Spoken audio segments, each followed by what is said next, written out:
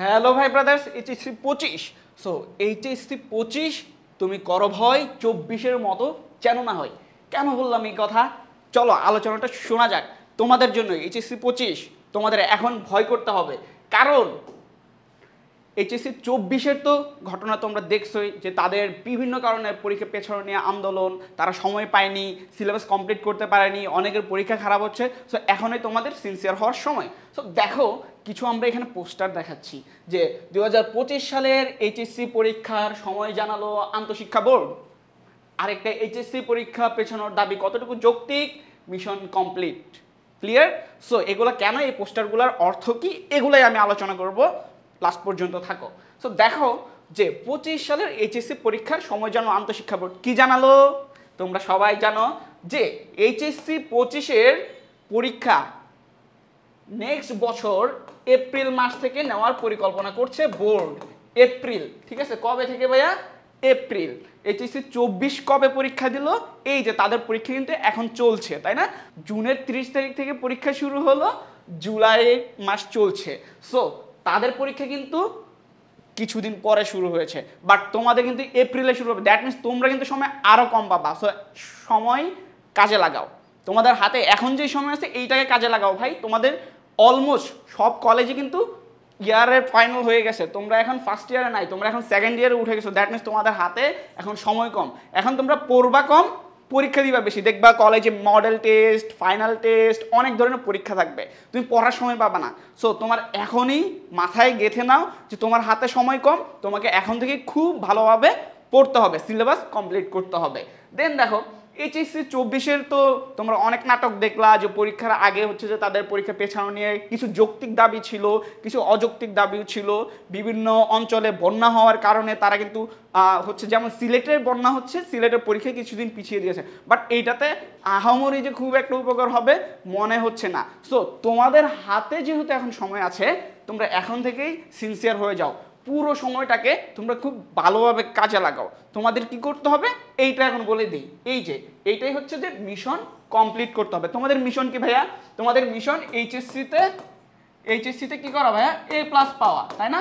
এরপরে কি করা? এইচএসসিতে A+ পাওয়ার পরে ধরো যে একটা পাবলিক ভার্সিটিতে ভর্তি হওয়া, তাই না? তোমাদের মিশন তো এটাই, পাবলিক ইউনিভার্সিটি। সো তুমি এখন এইচএসসি 25, তোমার হাতে কি পর্যাপ্ত সময় আছে যদি কাজে লাগাতে পারো। এখন তোমার হাতে সময়টাকে তুমি কিভাবে কাজে লাগাবা?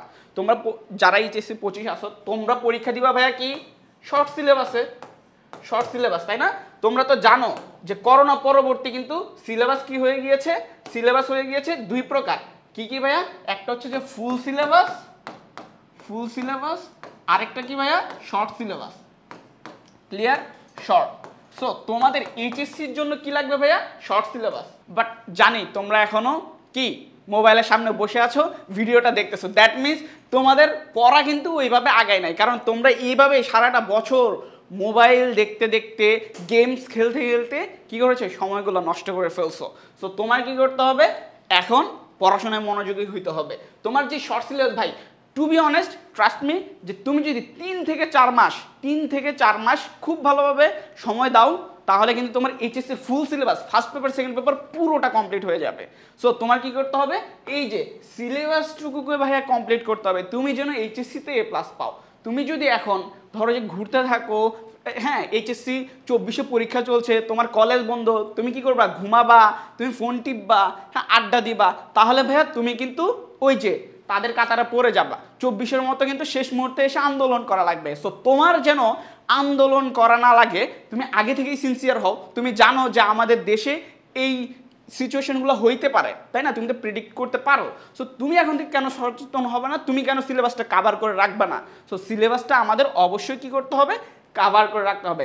সো তোমাদের যেন আন্দোলন না যাইতে হয়, সিলেবাস যেন কাভার হয়, সেজন্যই কিন্তু তোমরা যারা কমার্সের শিক্ষার্থী, তোমাদের জন্য আমরা নিয়ে আসছি কি one shot business studies course, যেখানে তোমার প্রত্যেকটা গ্রুপ সাবজেক্ট, হিসাব বিজ্ঞান, finance, management, marketing, first paper second paper both পেপারের পর্যাপ্ত পরিমাণ ক্লাস, 30-35টা করে ক্লাস হবে, এবং লেকচার শিট পিডিএফ তোমরা পেয়ে যাবা, ফাইনাল মডেল টেস্ট হবে।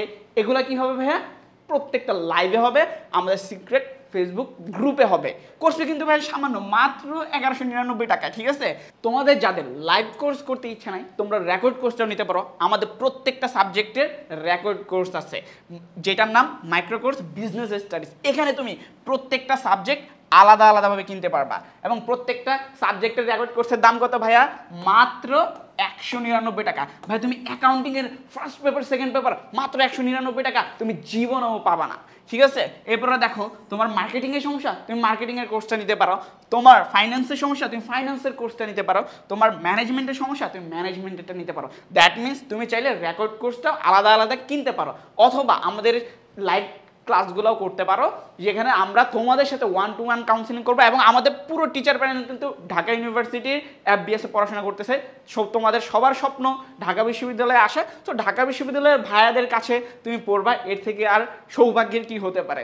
সো ভাইয়ারা দেখা হচ্ছে ক্লাসে।